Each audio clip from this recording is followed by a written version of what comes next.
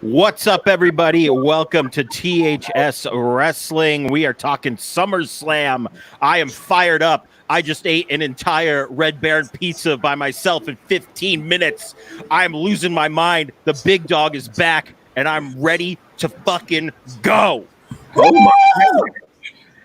my gosh. My name is John. I'm joined by Neeson, Johnny, and Jimmy. What's going on, guys? Look, I know I have a shirt that says all the gold, and they might not have all the gold right now, but god damn it, two of the best women's matches of the year was put on tonight, ladies and gentlemen, by these two women, Sasha Banks and Bayley. So we're going to talk all about SummerSlam, facebook.com/THS Wrestling News, Instagram.com/THS.Wrestling. Red Baron Pizza is awesome, Matthew. Thank you for joining us again. And Decamaster, hello. Thank you for joining us. And what's the other one? Oh, twitch.tv/that hashtag show and youtube.com/that hashtag show TV. I hear the Ultimate Warrior music in my head, and I'm just like running down to the ring. This is what's going on in my head right now. And don't get gassed.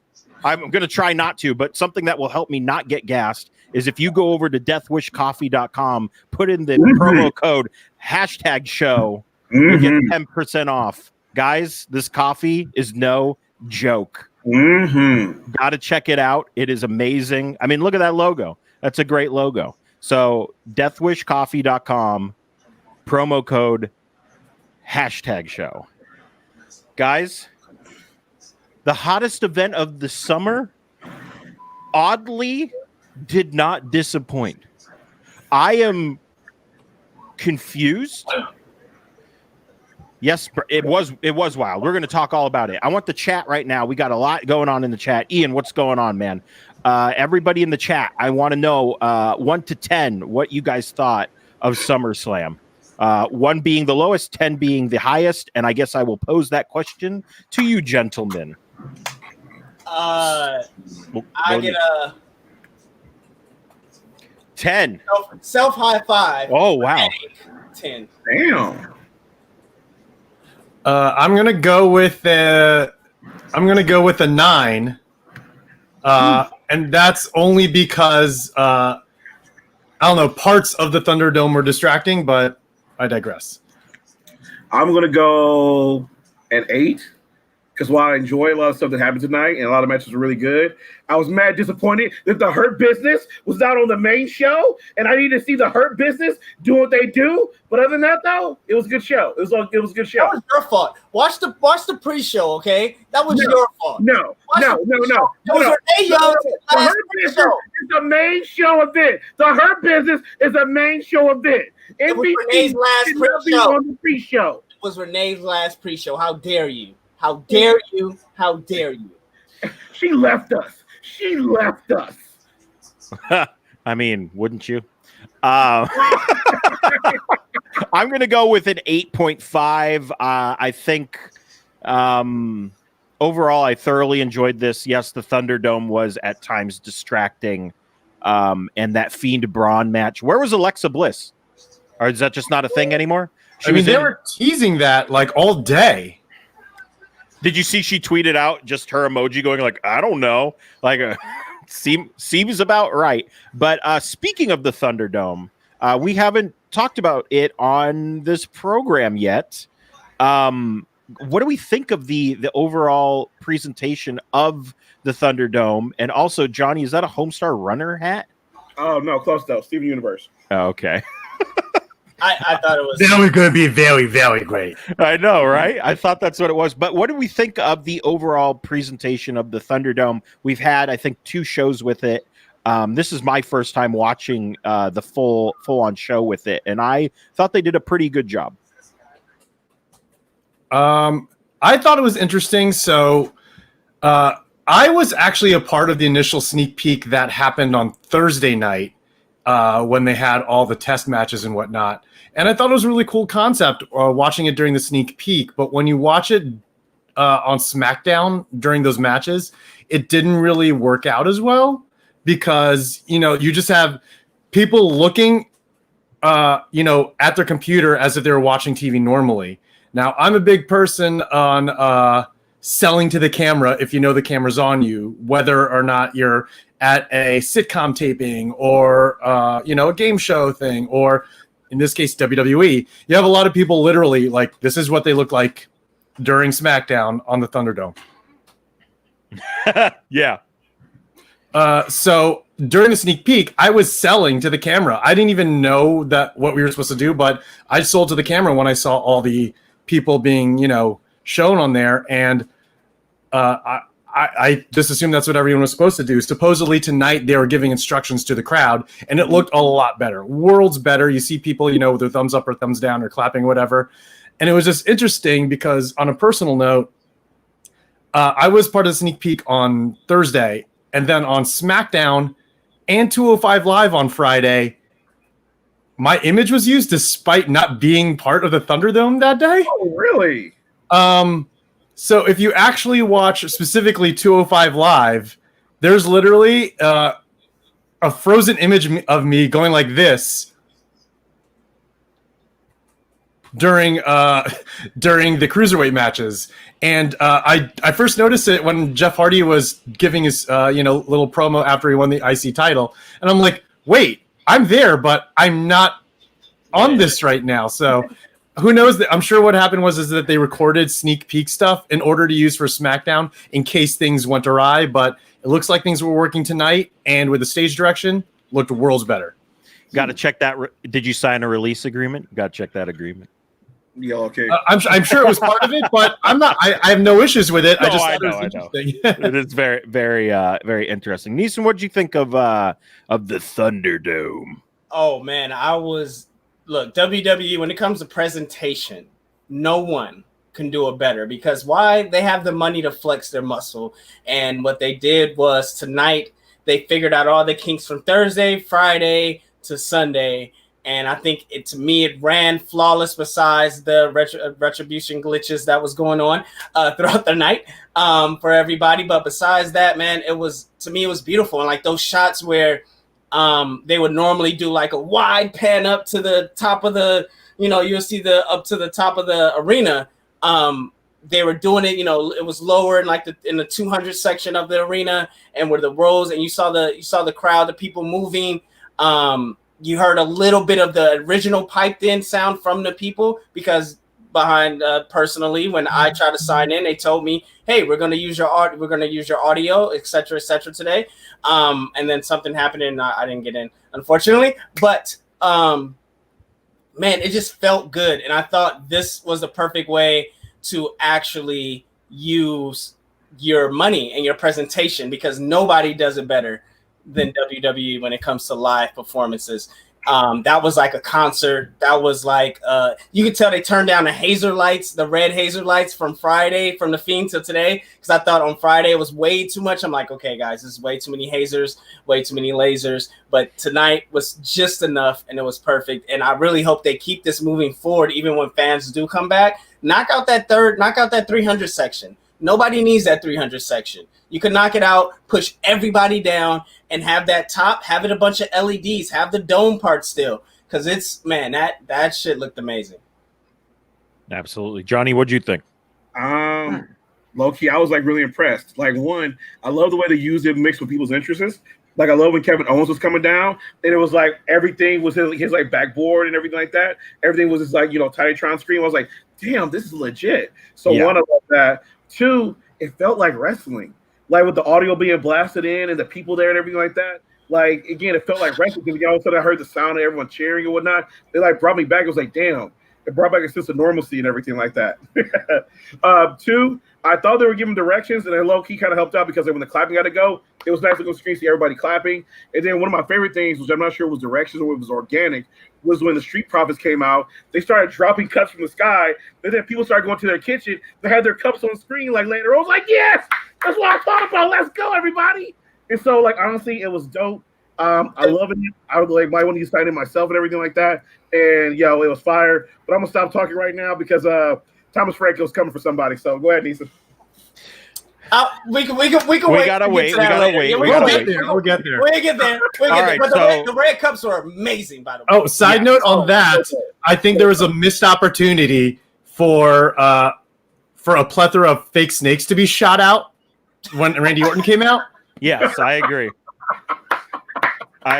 Or they could have used all the Thunderdome screens and had like CGI snakes go across them. Snakes on a motherfucking dome. Missed opportunity. I will say my favorite person that I saw in the crowd tonight was the guy who was sitting there and then full on did this with his soda, like drank it right. And I'm like, dude, come on. I did like the fact that Kevin Dunn only cut to one fan. And they realized, okay, we're not going to do that. Yes, when they did that, I went, oh no. I think I tweeted about it. I'm like, this looks bad. Don't do it. And then they didn't do it after that. They should have seen that in the preview monitor. So I don't know. It was dope when they would leave the camera somewhere, for example, behind the announcers, and I guess the fans may have had a slight delay, and they would realize on them. They're like, oh, on TV, and we'll start freaking out. But that's kind of it's real, yeah. Like that shit is dope, man. Or like when Bailey was doing the kicks. And you see, fantastic. Bailey kicks are so fire. It's like, yeah. It's like, this is amazing. Damn it, Bailey, you're doing such a good heel job right now. I'm so proud of you, Bailey. Well done.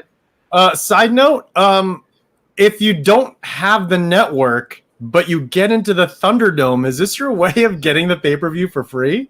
Yes. Oh, yeah, I guess so. That's the hustle right there. That's the hustle. Okay. But wait, Jimmy, here's a question, though. When you got to the Thunderdome, did you get to watch the whole show? Because I was reading the directions, they were like, you might be there for 30 minutes at a time. I mean, I did it during the sneak peek, and I got to watch the entire thing. I'm hearing mixed things from different people. I'm hearing certain people got, a sliver, but then I don't think those people realize if you hit reload, it'll boot you back in sometimes. So It's a give and take kind of thing. So there you are. We'll see. There's a hat. All right, guys, let's get to our opening match at SummerSlam. It was Asuka taking on. I mean, it was Asuka versus the pre-show match was fine. I will say the Hurt Business T-shirts are many fire emojis. Oh my god, great stuff there. I'm ordering mine right now. I will say Apollo Crews' non-pyro at the top of the entrance ramp was the best thing. Yes.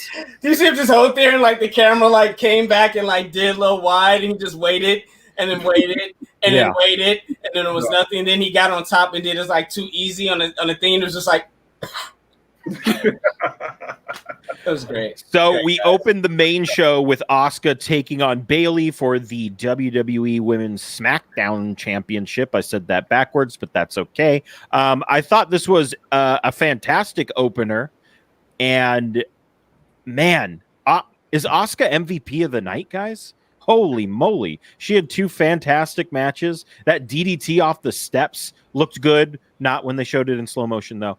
And I thought this was a great match that set up our match later with Sasha sacrificing herself to help Bayley once again get the win. And we'll talk about that other match in a little bit here. But what did you guys think of this match from the opener? Let's start with Neeson. Well, I just want to say that I did call this one from last week when we did predictions. Caught it. And the second thing I want to say is that it was a good fucking match, man. And on top of that, Sasha needs to wear that tracksuit every single time for now on. For at least a year. It needs to be. Remember when The Rock wore the Adidas tracksuit for 3 months, and everybody thought it was longer because it had it was in the video games and it was in toys and it was. I need Sasha to wear this tracksuit for that amount of time because when I tell you, it's when she came in and rushed Asuka at the end in a track, it just looks. She just feels and looks like just not money, but like evil money. You know, like she looks bad. Put her with the Hurt Business, and the Hurt Business will be a franchise playing team. You know what I'm saying? Like, yeah, I know. I'm giving. Look, this is things I was thinking about. These are things that I just was going through my head, like this, because I'm like, she looks like money. Like she looks like money. But that match was incredible. It just shows you that Asuka. You said Asuka's the MVP. I would just go with the three of those women. To me, were MVPs of the night because Bayley played her role to the T. Yeah, I say Bayley with a lowercase b, and Asuka, she did her damn thing, man. 20 plus minutes each match, pretty much. Out of this world, out of this fucking world. Yeah, I agree. Like these three women were the MVPs of the entire show, and it showed because. The fact that not only did they show them, how good they were in the ring, but then to also show how good they were backstage. Like not everyone got as much TV time as them, and there's a reason why they got that TV time. Mm-hmm. I agree as well. And when it comes to this match, I just gotta say, like, I gotta give so much respect to Bayley. Like she's been evolving more and more as a heel. I remember when she first did it, we didn't really like her that much. It was like, oh shit, here comes like our Aunt Karen or whatever. But she's really grown to this heel role, and I was loving her moveset tonight because it was really different from what she did when she was like a face. And again, she came with a more physical like moveset tonight for Asuka that made the match really like hella entertaining. So again, I got to give her respect. But like I agree with these guys. Tonight, the MVP were all three women for doing some amazing storytelling and just put on those amazing two matches. Man, Neeson, I need a backstage, just a quick aside when we're going to interview Sasha tomorrow or something. I need her in a conversation that we can't hear with MVP. I need that shit, dude. God. I'm telling you, it'll look like money. Yeah, That's the end of the show. We're done. I've been thinking about this, and when I seen the Hurt Business come out, because I really thought Cedric was going to come out. I think they're saving Cedric for Monday, but that's a whole nother note. But I was like, man, they need a female. They need Sasha.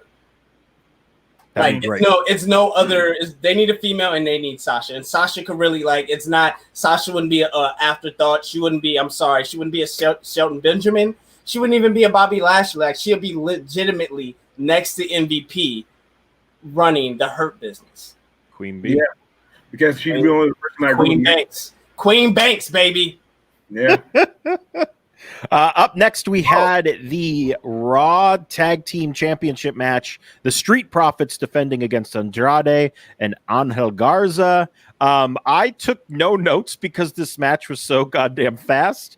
I really enjoyed it. I thought it was great. We talked about the reigning solo cups, and that was a stroke of genius. I really, really enjoyed that a lot. Street Profits retain. And I mean, this is also that's a dope shot. It's a great shot, and it shows the whole Thunderdome. Good stuff there.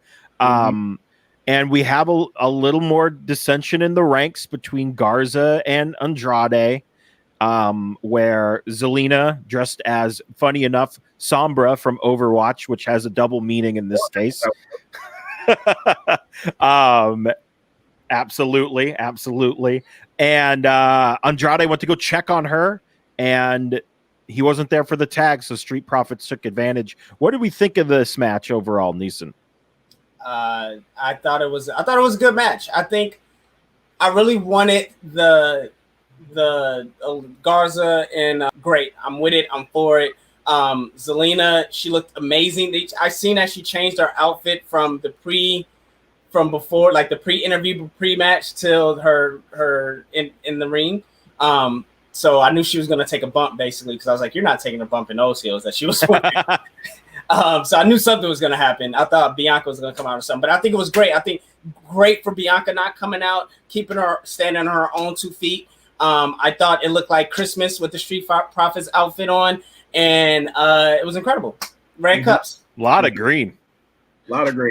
Yeah, I thought it was a good match, but honestly, like it felt like a match we probably could have seen on Raw because it felt like we've seen these guys battle each other a lot. But regardless of that, it was still a great match, and hopefully we can finally see more of the dissension happening between Angel Garza and Andrade, because I feel like they've been teasing it a little bit too long. It's like, might as well just pull the trigger now. Yeah, for sure. Yeah. One thing, so again, I like the match. I think the match was really well done. Again, setting up for this nice feud that we're going to get with Selena Vega and her handsome man is going to like break down or whatever. It's going to be dope. My whole thing is I want to see more tag teams though. Like, because they've been feuding with these guys going back and forth, and the Viking Raiders have been trapped in Raw Underground, and they're still being trapped in Raw Underground apparently on Monday too. So I would want to see just more tag teams show up, so the Street Profits can like defend it more and just have a nice run with it and everything. But all in all, yeah, it was a fun match, and yeah, it was dope. I also loved Kevin Owens on commentary during this. I thought that was a lot of fun. Oh yeah, Montez comes and sits on him, and he's like, man, that was crazy. You did that frog splash, and then you turned in midair. That was awesome. And also him coming down the entrance ramp and screaming and pointing at the Thunderdome. These are all of my friends. It was very funny. I love KO. And he did mention the Retribution, so... He did. I mean, oh boy, we got to talk. I'm going to put that at the end of the. Pin it. I'm pinning that right now. Up next, we had a no disqualification. Loser leaves WWE forever or 6 months between Mandy Rose and Sonya Deville. This match. It was very entertaining. I don't know if I would say it was like a great match, but they were beating the shit out of each other. It was a lot of fun. They never used that table, by the way, right? never used the table. To slide the chair. That's all it was used for. To do the Tajiri super crazy spot from the Tajiri ECW. super crazy spot. Yes. So I mean, if anything, that was awesome. Sonya Deville laying in her shots. Same with Mandy. Mandy's got the best rising knee strike in the business. The best beat trigger in the business, guys. I'm pretty sure. She saw someone do it and then she perfected it. I mean, that's really all you can do. Professional wrestling at its finest. Mandy Rose gets the pinfall. Otis comes out and celebrates afterwards, and they do the worm. What do we think? What did we think of this? Okay, I guess it's a two-part question. What did you think of the match, and what are we doing with Sonya Deville here? Sonya Deville definitely either has to go to NXT, or I personally, maybe she's taking some time off after that traumatic experience that she just had. Somebody, I seen the footage, somebody coming in and just Terminator walking through her place. Oh, geez. I didn't know there was footage. Yeah, it's actual footage. And so that would shake anybody up, and being a star and she already was taking steps to being an actor and her own clothing lines and et cetera, et cetera. So my guess is that she's going away for a little bit, and this was the perfect time and I hope she comes back to NXT, or I hope she goes to NXT, because Sonya Deville, if she's anything, man, she's a effing star. Like, absolutely. She has star written all over her. I know here we've been singing her praises since she turned heel. And she cut that promo back in May. So, I mean, that promo she cut on SmackDown in that 3-piece maroonish wine suit. My God. Slapped the shit out of Dana Brooke. Yeah, that's all. That's enough for me, to be honest. But I think that the one thing, Jimmy, and let me know what you think about this, is to say like, oh, she's gonna leave WWE, maybe she can go to NXT. Doesn't that make it feel like NXT isn't the third true brand? It still feels like they're not counting it as so. I mean, despite Survivor Series, I don't think, NXT is going to look like the actual third brand until we see more integration, as opposed to just like, oh, Finn was on Raw and now he's on NXT. So unless we get a lot of this back and forth between the brands, it's like we would with a Raw or SmackDown. Unfortunately, it's not going to be seen as a third brand. Okay. As far as the match goes, I thought it was, great for these two. First off, props to both of these women for showing up to work on Friday and showing up to work tonight. Yeah. After everything that they went through this week. I do believe, and I saw it once they changed the stipulation of the match to loser leaves WWE, I honestly immediately realized this is a way for Daria Baronato to step away from the public eye and to to take this time off to get her life back on track after something so traumatic. And whether she decides to come back or not, the door is going to be open for her. And if she does come back, I see her either being like a monster heel, using this as a way to like push up her heel character, or she's going to come back as a huge face because people missed her knowing how good she was. Right. Or they just changed the stipulation to something that, she already had one traumatic thing. Maybe shaving her head would be also somewhat traumatic. And maybe this way she can, be a part of that group that's been running around. Oh, yeah. That worked. Yeah.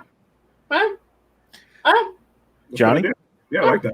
Good idea. So won the match. It's funny, as I was watching the match, it was going through my mind because like I was watching that Sasha Banks Bailey special from their takeover match that was on last night, and it was just like, damn, the wrestling quality is so good. And as I'm watching Mandy and Sonya, like it's a good match, but when I start comparing the wrestling levels, I'm just like, well, you know what? I'm not really going to compare them to like other women wrestlers because they never get that much opportunity to be on TV on a regular basis like that, and to be engaged with wrestlers of like caliber on a regular basis. Otherwise, they'd be like a much higher level.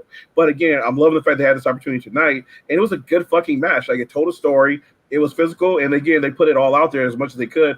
Plus, adding in a couple extra things too, like sliding those chairs across the tables and everything. Now, as far as Sonya, where she go next, I kind of do hope that she goes to NXT because again, I think she'd be like go down there, like again, have more matches, be like one of the main heels on there, develop more, do some more things.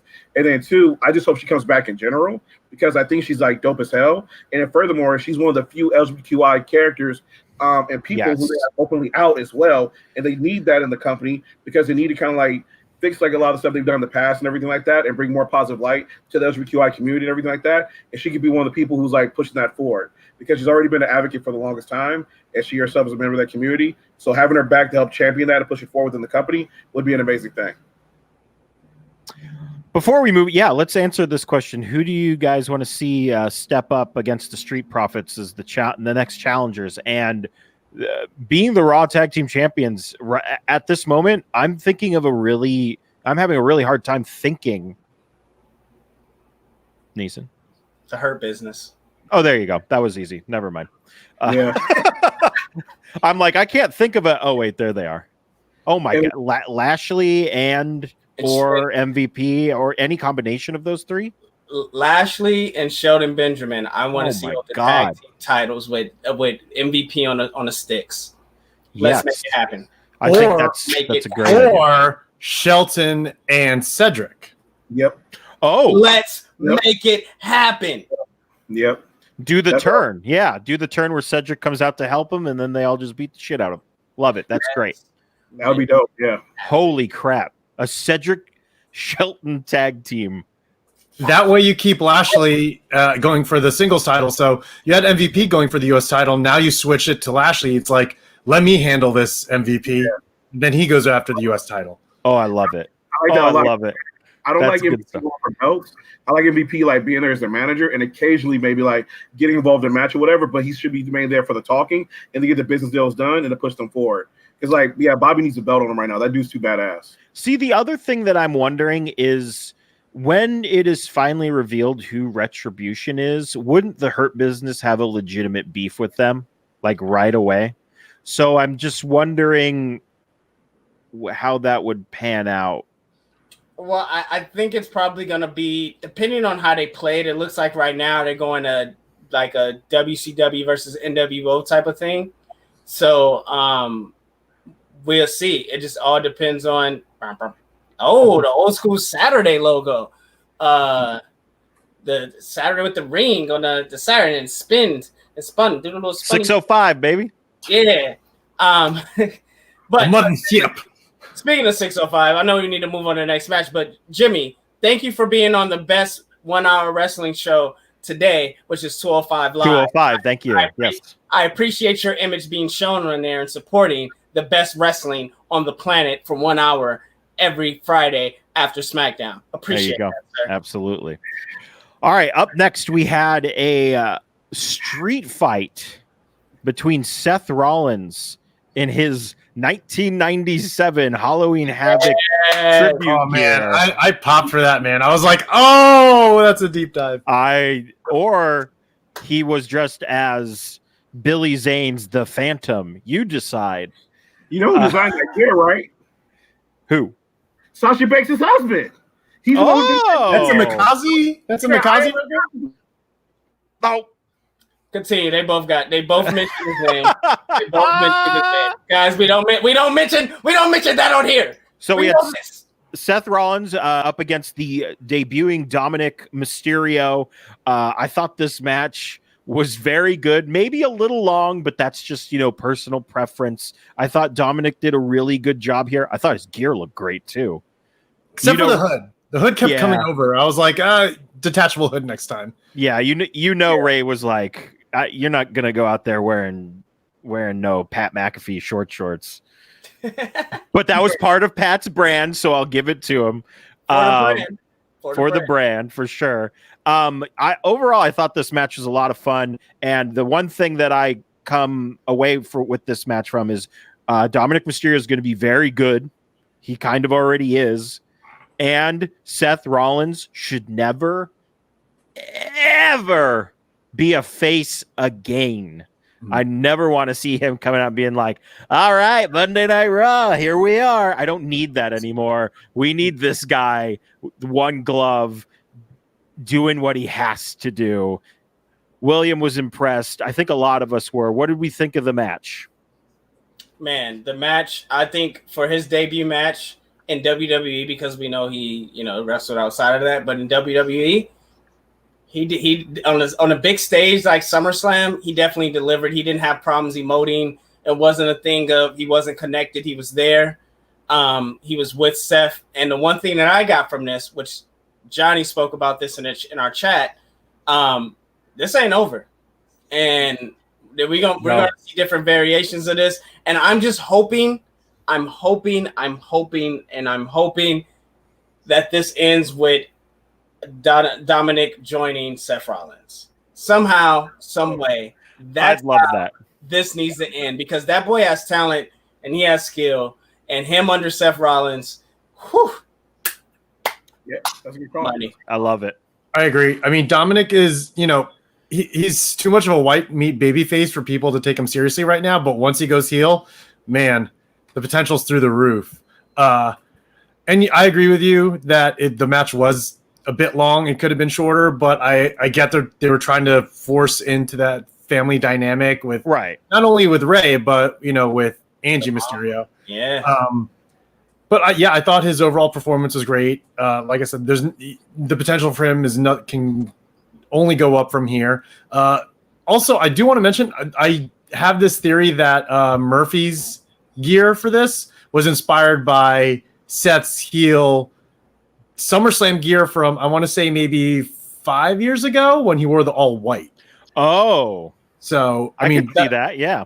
That's just a guess, but who knows? But yeah, I mean, this feud is far from over. It's going to continue, and we'll see what happens.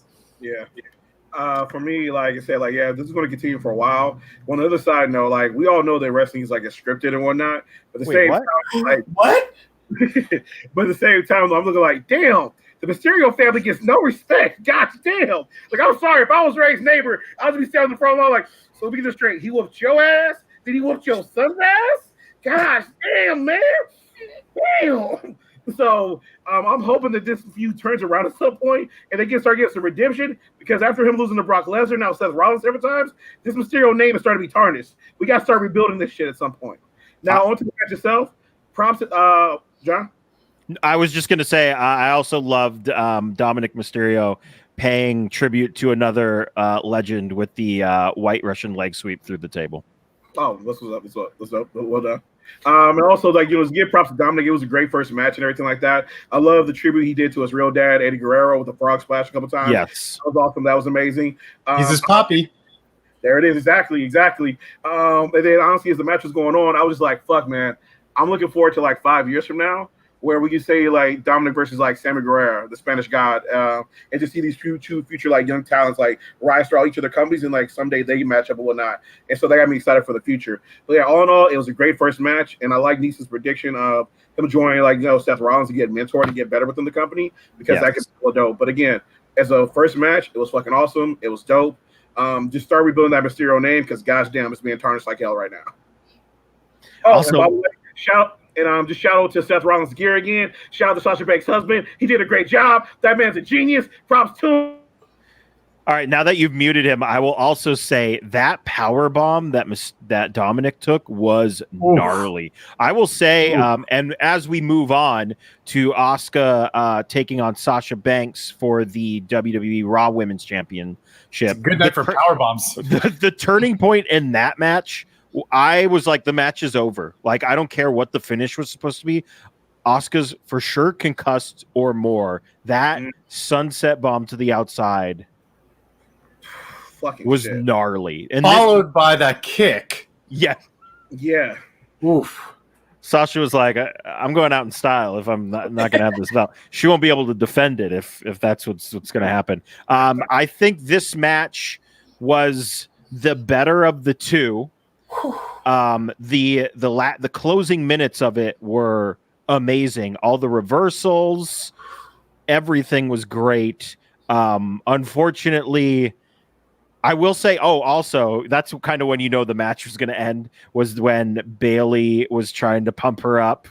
And you kind of knew that was going to be towards the end of the match.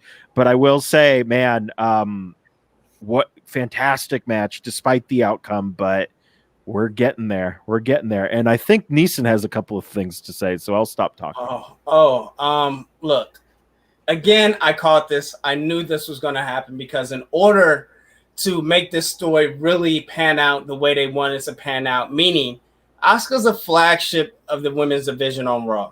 They gave her the belt after Becky left for a reason, not because she was, because she was the only one that was really built up since then, but they could have gave it to not Sonya, but they could have gave it to Baszler, but they didn't. But who's waiting next is Baszler, and Baszler versus Asuka is something that they've been teasing since Asuka and Baszler have been on Raw together. And now that Baszler has the 3 of the 4 MMA women, 4 horsewomen up there, it's something really interesting about that because Asuka now is going to have to run through 2 other women and Baszler at the same time. So it gives Asuka a heel to fight up, which Asuka's been dominating for so long. Quick question. I missed Raw Monday. Who are the 2 other women? The 2 women from NXT she used to roll with? They showed up? Yes. Yeah, they showed up. Marina Shafir and Jessamine Duke. Gotcha. Her women. Gotcha. They showed up in Raw Underground, which if Raw Underground was solely to build up Shayna Baszler and Nia Jax, I'm for it. But to say that that's why I knew Sasha was going to lose. But damn it, did she give a hell of a match? And like you said, if she was going out, she was going out on a shield. But let's talk about Sasha Banks still not holding the title for over 30 days yet. Yep. Like that still has not happened. And I get it. That just proves that she is the best of the best, that they have to give her the belt to get heat, to make sure they get the baby face over. I understand the psychology behind it, but goddamn, if when she had the belt, all the gold, look at the merch, ladies and gentlemen. I actually bought 2 Sasha Banks shirts during this whole reign. 2 Sasha Banks shirts. This is coming from a person that hated her merch. I hate the boss, the blueprint, the standard, the GOAT, the boss, Sasha Banks' merch the whole time. And I bought 2 shirts. They had the shirts, they had the swag, there were the role models, it was the golden era. It was so many things that they had rolling for a month. But why I'm not mad and why I'm not upset and why I knew it was going to happen, because man, oh man, did we get more nuance, more storytelling when it came to Bayley and Sasha. Like when she was screaming out for Bayley, literally screamer out for Bayley. Yes. Bayley and at Bayley the end did not come, and Bayley didn't come. But let's talk about the code breaker that she gave when she was trying to pull Sasha out of the corner, and Sasha gave Asuka the code breaker. The reverse from the Asuka lock into the bank statement, back into the Asuka lock. Like Samoa Joe said it best. Sasha Banks is the best technician when it comes to reversing out of moves.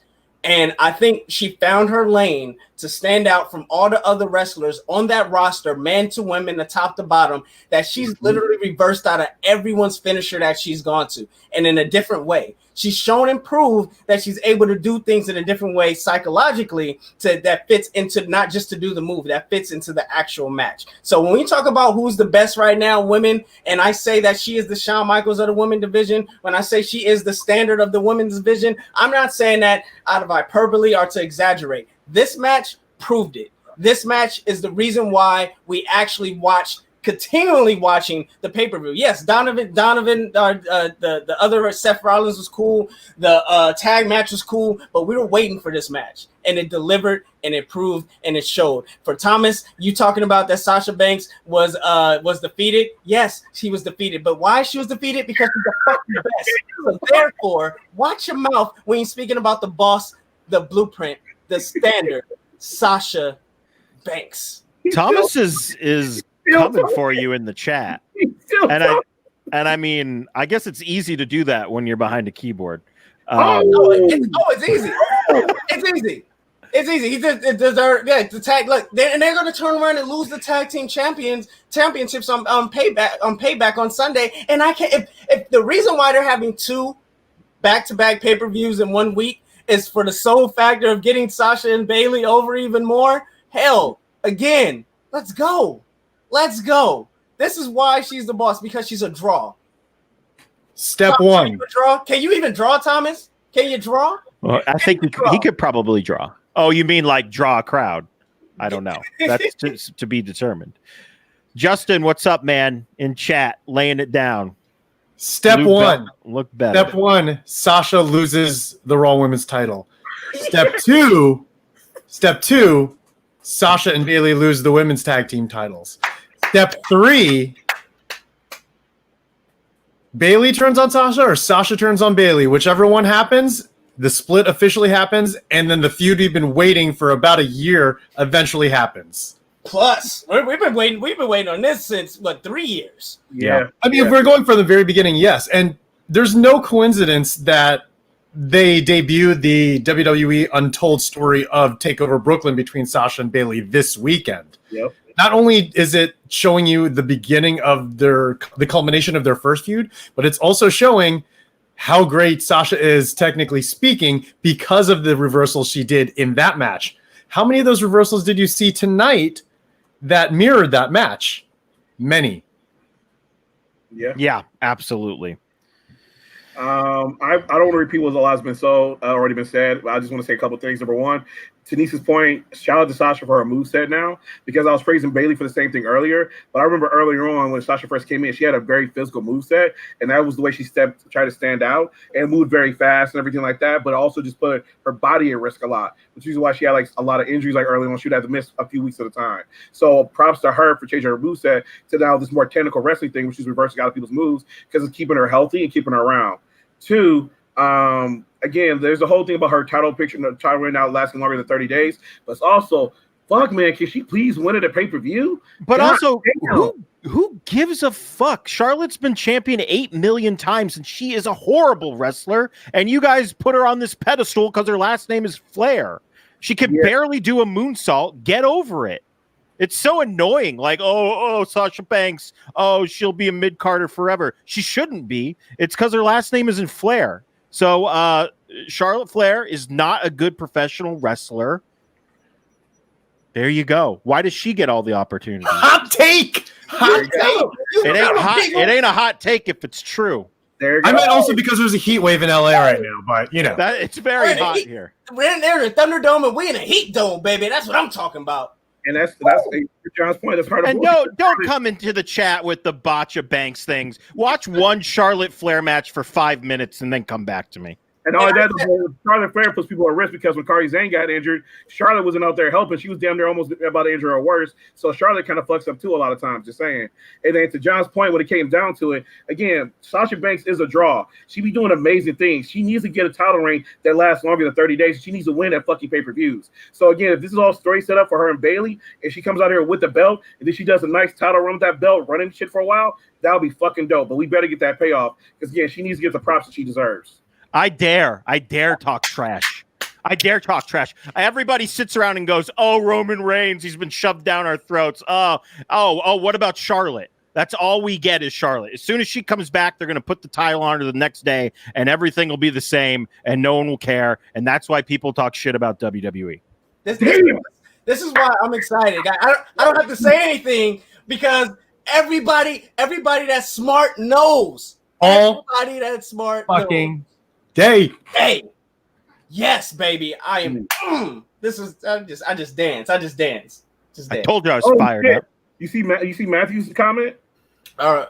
Oh yeah, no, that's what we got coming next. This is why it's lost. Oh, what are you talking about? One Matthew, more up. Charlotte, yeah. Damn. Oh. Damn. I don't know. I mean, maybe. I want to see Pingo defend Natalya still being there. Go. She is very nice. That cat has some followers. 2 paws. She was trained in the Hart Foundation dungeon. That is true. First woman. She her husband's an agent. Her husband is an agent. Good point, Jimmy. Good job. It's easy to get a theme song.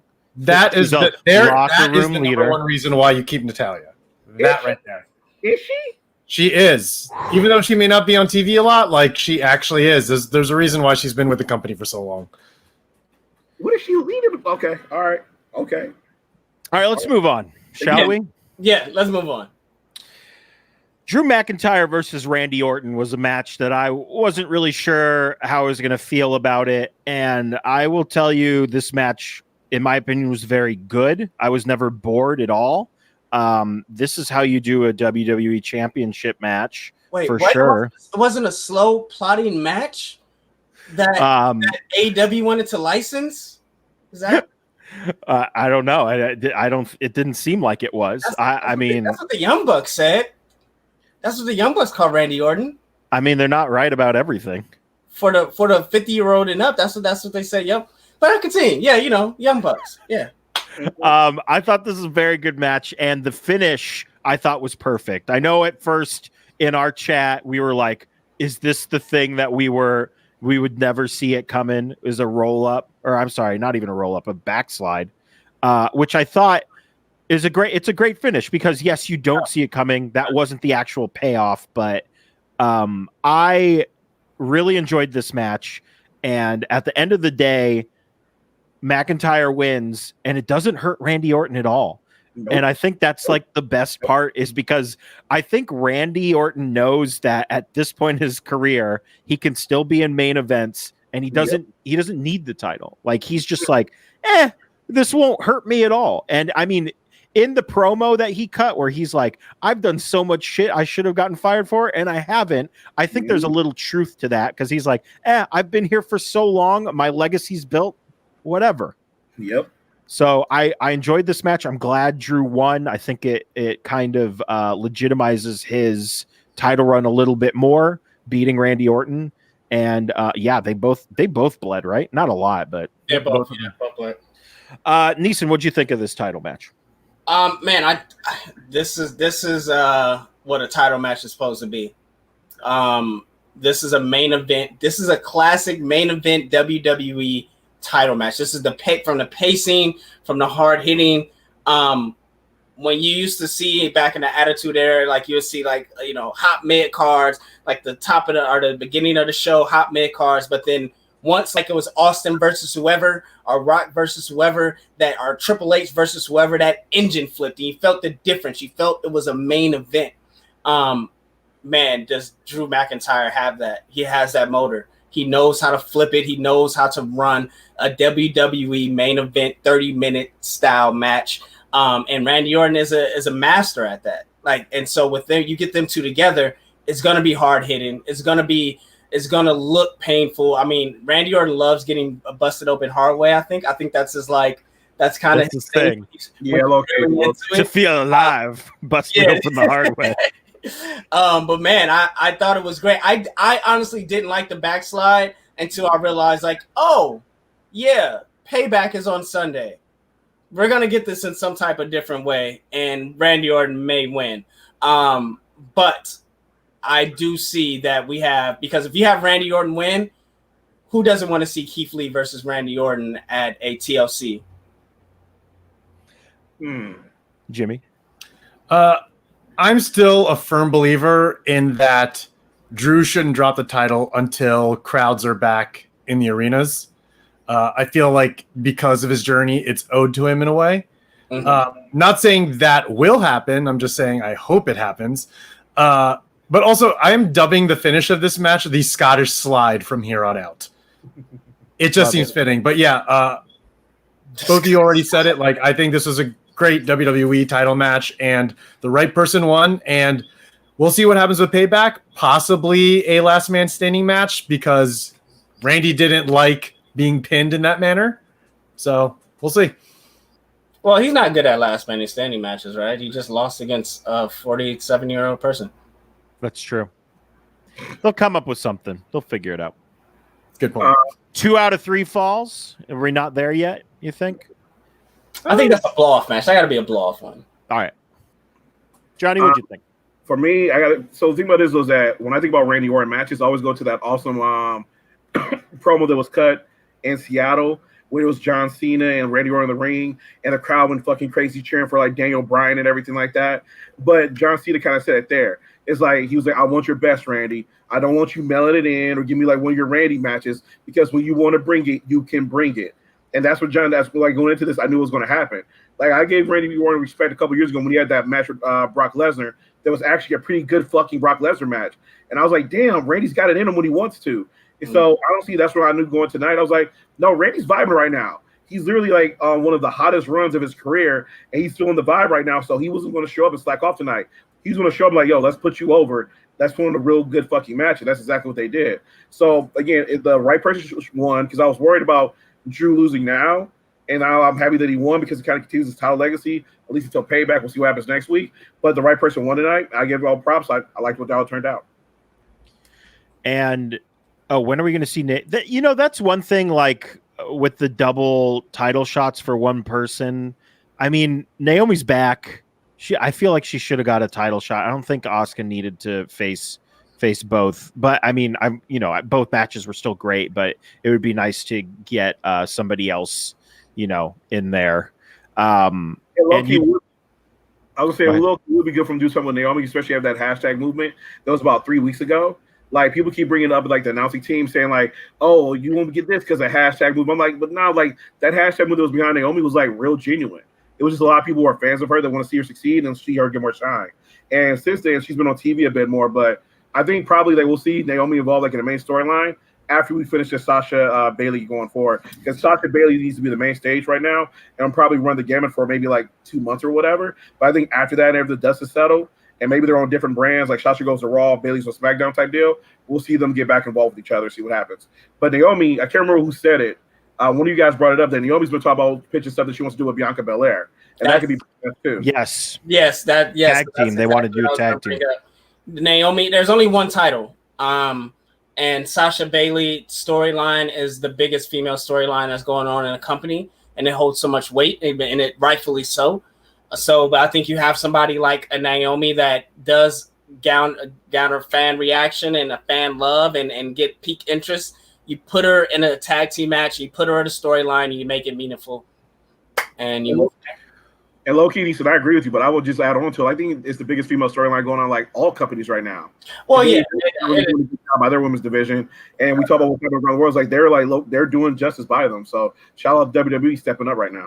I mean, I will say, Big Swole, Thunder Rosa is going to take on Hikaru Shida, And that NWA. shit is gonna be awesome. I'm down for that. If we have time, we'll talk some more AEW, but we do have to talk about one thing. And Ian just dropped it in chat. A couple of people have been dropping it in chat. We got the announcement. Keith Lee's coming to Monday Night Raw. This is great. I'm very excited for him. Now it makes a lot more sense why he did not win last night. But we don't need to talk about this at great length, but I assume we're all very happy. Absolutely. Yes. Yes. What? No, here's the thing. I like Keith Lee, but kind of like we talked about it last night. I know Karrion Kross got his shoulder separated, and that's the reason why the match was the way it was. I would just like to see something like kind of redemption to make up for that match or something happening to see what the real match was. I'm always happy for Keith Lee's success because he's amazing, and I want to see him go to Raw. But I was just hoping maybe like if Karrion Kross with the shoulder injury isn't too bad, he'd take it around to like maybe like another month or whatever to kind of do our redo so they can send him off in style so we can see like that really good fucking match. But yeah, that's the only reason why. But I'm excited for see what he goes to Raw and does and everything like that. Karrion Kross will not be in NXT for he won't be in NXT by Mania. He'll be out of NXT by Mania. Yeah, I agree. I'll say in a month. No, I'm saying he'll be out of NXT, of NXT into the main roster by Mania. Like, he's not going to be there long. You can see it there. Also, I just for anyone that watched our show last night, I was very Junior. Sorry. I was very unaware that Kross had separated his shoulder during the match. So I think I'll pump the brakes on most of my comments from last night because I was not aware that he had separated his shoulder during the match. So yeah, same. Because we were critiquing it. We didn't know that. We went hard in the paint last night. We did. But I did not know that. So I'll pump the brakes on my comments. And Jimmy, also, please, you need to send me the best Karrion Kross match that you can think of because I want to watch it. The best. I will say that the best ones that I've seen are the ones that have not made it to TV, especially because my introduction to Kevin Kross, the Toll Man, was in dark matches in Lucha Underground, and there was an amazing match between a guy known as Killshot versus the Toll Man Kevin Kross. Okay. That will not see the light of day, unfortunately, but that match was insane. And for those who don't know, Killshot is now known as Isaiah Swerve Scott. Oh, fuck. That's what's up. What was his name? What was the other name? Oh, you mean his real name? Yeah, Isaiah Scott? No. The other name on the indies that I knew him by, it was Shane Strickland. Smooth Black. Strickland, yeah. Strickland. Oh, Shane Strickland. Yes. Shane Strickland. All right. But anyway. So let's move on to our main event. We had The Fiend taking on Braun Strowman for the WWE Universal Championship in a match. The match where you can do stuff elsewhere, falls count anywhere. I don't know. I mean, whatever. Who cares? Yep, he pinned him back there, and then he put him over there. Then he did this, and then the match ended abruptly. Great time. Thank you, Neeson. That was great timing on that. This match, whatever. Like I said, where was Alexa Bliss? Like, I assume this feud is not over then. I mean, we do have another freaking pay-per-view next week. So maybe they do a rematch then, and then we get the Alexa Bliss payoff. I don't know. But also, I think the main point of everything that happened here was after the pinfall, the big dog, the greatest wrestler of our generation, the defeater of The Undertaker at WrestleMania, Roman Reigns, made his return. And for those of you who are wondering why The Fiend didn't get up like he normally does, we all know that he has two weaknesses: spears and jackhammers. Yes. Oh, well done. Jackhammers. And always, no matter what, not you, Roman. Not you, Roman. So Roman comes out, beats the shit out of both of them. I believe he told Braun, "You're only a monster because I wasn't here." No, he said, "Because I made you." Because I made you a monster. I made you. I was like, And for those of you who haven't seen it yet, they had the WWE 24 on this past year's WrestleMania. There's a little bit of a thing of Braun talking about him not being able to be in the event itself had Roman not dropped out, and then he ended up facing Goldberg. So this goes back to that as well. Yeah. And then what did he say to, you're just a freak in a mask. You can't handle the, what do you say? You can't handle responsibility. You can't handle the responsibility. Wreck everyone and leave. Guys. And then wait, he called him a bitch too, right? He called him a bitch as well. He called the Fiend a bitch. We went off the air. The big dog of the WWE has come back into our lives and our hearts and also our minds. If the big dog calls you a bitch. Oh my God. Guys, I said at the start of the show I was fired up. Clearly, I was fired up when talking about somebody else. Now I'm fired up again. Roman Reigns is back, guys. How can we miss you if you don't go away? And Roman came back on fire, here to reclaim what is rightfully his. And what a great way to go off the air. Neeson, I can tell you're feeling it. What are your thoughts, sir? The big dog is back, and I am fired the hell up. To talk to Williams' point, never. He's never going to cash in, because he's never going to cash in on Roman Reigns, The Fiend, or Braun Strowman. So never. It was a bad idea that he should lose the Money in the Bank briefcase to somebody else, because it's not going to happen. But I am fired the hell up. Roman Reigns, man, he got his teeth done. He looks slim. He jacked up. He looked like a Uso. I need the bloodline to come back. I need them all to come out to some like trap hip hop music, like the Usos, how they change their music and walk slowly and just have that swag like they do and just do it like, oh my God, I am here. I'm here. Woo! I will say, if WWE Productions was not taking this time when Roman was away to redo quite literally everything, then they fucked up real bad. Yep. Yeah, we need a whole new Roman here. This can't just be the normal, I'm not in the Shield, but I look like I'm still in the Shield Roman. Yeah. Yep. This needs to be a Roman with a whole new swagger, like Neeson said. Change the music, change the graphics, do what you can, because this is the Roman that needed to change and we needed to happen. We'll get to it. We're going to talk about the Retribution after we talk about the rest of this match. Johnny, what do you think of the greatest wrestler of our generation returning to WWE? I think I'm the odd man out here, but can you show Alicia's comment real quick, niece? Who's? Alicia. Which is, I was actually happy. So here's the thing. Anybody who knows, I'm not a Roman Reigns fan. Mute him right now. No, let me finish. All right, fine. I'm a Roman Reigns fan.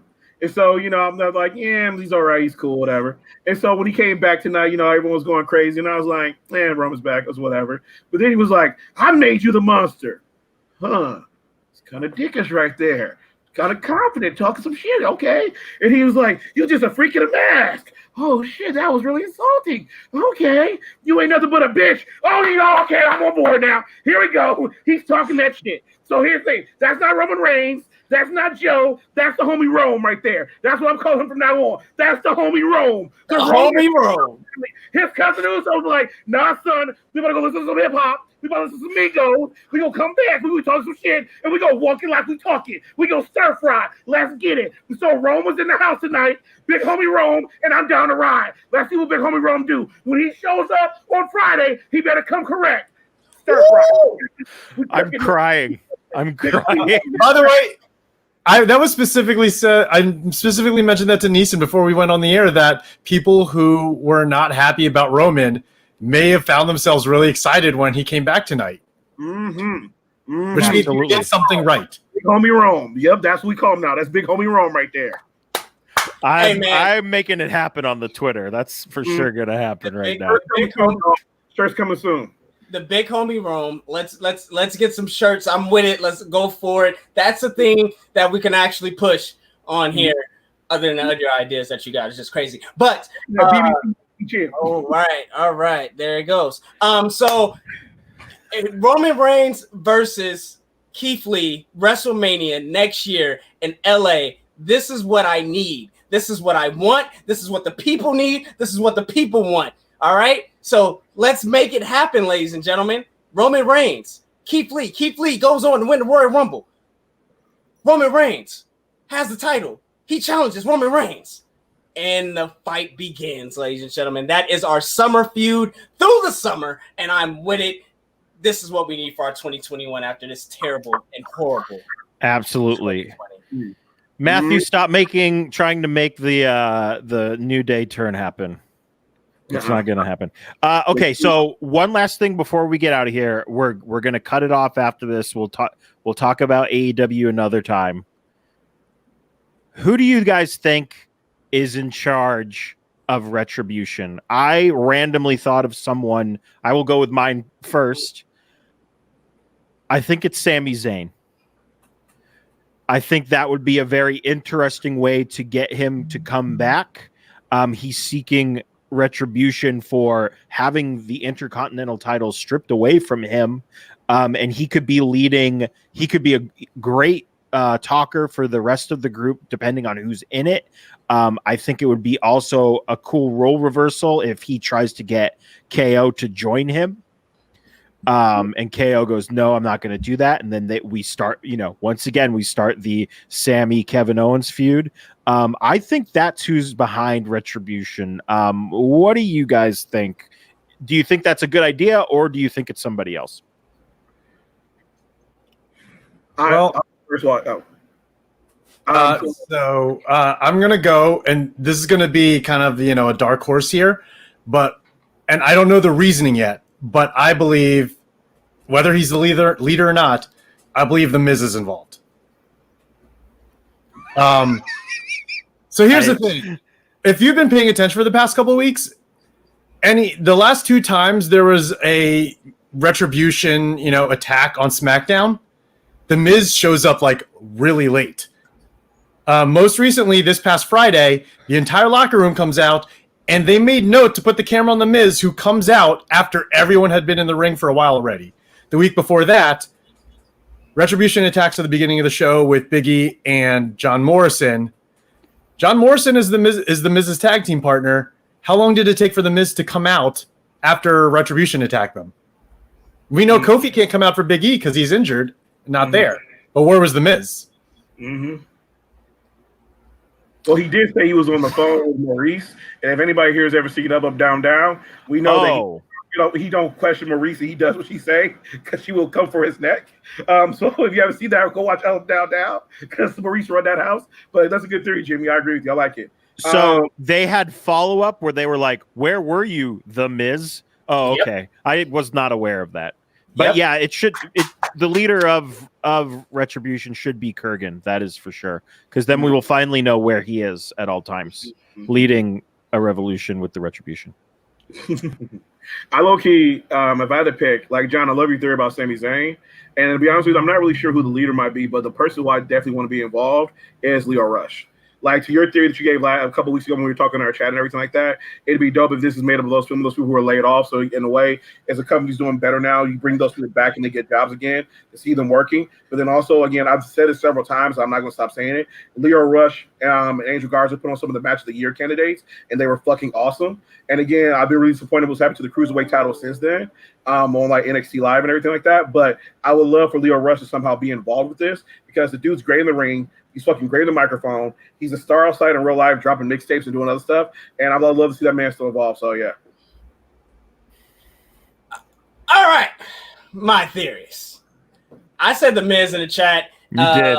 And Pingo probably wanted to I Batista shot the guns at you. That's what I did. Because I've seen the same things you've seen, Jimmy. But this theory kind of has been going on. Is ever evolving because they're intricately like doing it for certain people. Like I think Kevin Owens may be the leader, because they were like when he's on, it's always on when he's on. Like something's always happening when he's happening. I think it could be The Miz, the Ziggler, and somebody else. They wanted to do a fact. Oh well, he's gone now. Zack Ryder. Zack Ryder. Yeah, they wanted to do a faction together. But I think it could be Miz and Ziggler because Ziggler was doing the same thing even after the hacking thing. It was the little retribution thing as well with him, the little glitching. So I think it's a couple of ways they could go, but honestly, I'm just happy that nobody knows. And but it makes me sad that nobody knows because this means that they don't know because it's the same thing that happened with the hacker when we were invested with the hacker and nobody knew and then they didn't know and then it got dropped and look at us. So I'm just hoping it look at you. It's Hayden Vanson. We all know it's Hayden Vanson. They're not tearing up that Thunderdome. I'll tell you that much. They're not spray painting. They're not knocking over LED screen. They're not doing that. So they're going to have to pull the trigger on Monday, hopefully. We'll see. I mean, I'm I think Miz and Ziggler would be interesting getting retribution for their friend. I think that's also another angle that I'm not really looking at is people who are still in the company that are mad that their friends have been let go. That could be interesting, yeah. That could be, and then to say their names on TV would be like, you fired Zack Ryder, and now this is retribution for that. Maybe that's why Payback is also next week because I thought Randy Orton honestly was going to be the leader of Retribution. I pitched that in the chat too, right? I thought he was going to be the leader of Retribution. I thought this was because they Drew McIntyre gave him that line, said you didn't pass any knowledge to anybody. Like you just sit here and not do it. And then after that, they showed him walking behind Cedric Alexander. They showed him walking behind Ricochet. Like he did every time he had walked behind somebody. Like So is this Randy? Like this is how he's going to win the title on next Sunday? Is he going to win it with the help of Retribution, or I don't know? Is CM Punk going to come back and be like, I'm getting retribution for what you guys did to me. Quick question. Quick question. Why do you guys think they don't put retribution on NXT at all? Well, I mean, our brand. There you go, and that's why Sonya Deville will show up there on Wednesday. It's like, are we going to talk to NXT people? No, we good. We don't. No, they're good. We don't need to attack that. It's good. Right. No, we're good. No. All right. I think that's it for us this week. Guys, if you joined us yesterday, thank you for joining us yesterday. If you joined us today, thank you so much. A lot of pro graps this week. And all of our social medias are down. They're down there. I don't know what this is. Check them out. Does anybody else have anything besides their social medias that they would like to plug? New episode this Wednesday of In a Session. First one dropped last Wednesday. Next one drops this Wednesday. We have an amazing guest. We will announce her. I guess I gave a hint. We would announce her tomorrow on our In a Session page. That's at In a Session at INASESSION In a Session. With Thunder Rosa soon to be facing Hikaru Shida, you can go back on the MMM show, which is at MMM Show 75. Look at our 2-part interview with her. Register to vote and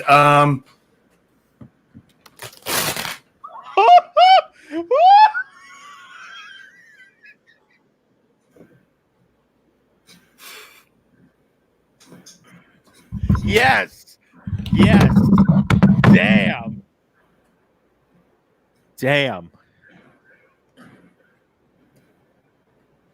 Speechless. You're speechless. Do you have anything to say, Johnny? Do you have anything else to plug? I know you have some comics. I do. I do make comics. Yeah. You can find my comics at Johnny P313. Please don't rip my comics, Jimmy. And you can find me Johnny P313 on Gumroad. As always, arrest the cops that killed Breonna Taylor. Let's get her justice. Remember her name. Say her name. And as always, check out Up, Up, Down, Down, where Tyler Breeze is going to risk fifth title defense of his Up, Up, Down championship. Left, right. He already won. The fifth one. Yeah, he won. He beat Joe. That happened on. So let's go for six. Go support Tyler Breeze. I'm gonna go watch it now. Let's go. Left, right. Left, right. before Jimmy, what was it? Was MM? It was MM show what? At MMM Show 75. 75. That's it. There you go. And guys, remember deathwishcoffee.com. Use the promo code #show for 10% off at checkout. Do it. Do it. What else do we got? I think I don't have anything to plug. NOTLG.com. That's where my podcasts are. So check that out as well.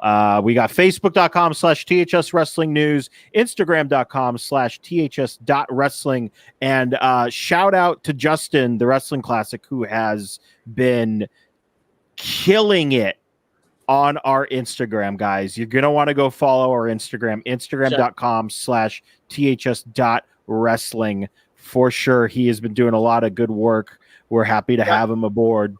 Johnny, what's your gum roll? What's your gum roll again? Johnny P313. There you go. And what else do we have? Twitch.tv/that #show. I've been streaming Warzone, Modern Warfare, Call of Duty, whatever you want to call it. I've been doing the Battle Royale over there, and I've also been playing a little bit of Fall Guys as well. Fall Guys. I can't wait till it drops on Xbox. Yeah. But most importantly, guys, that #show.com for everything trending in geek pop culture. And we'll see you guys next week. The boss, the blueprint, the standard, the GOAT. Bye, Sasha Banks. Bye. I'm saying bye to Sasha Banks.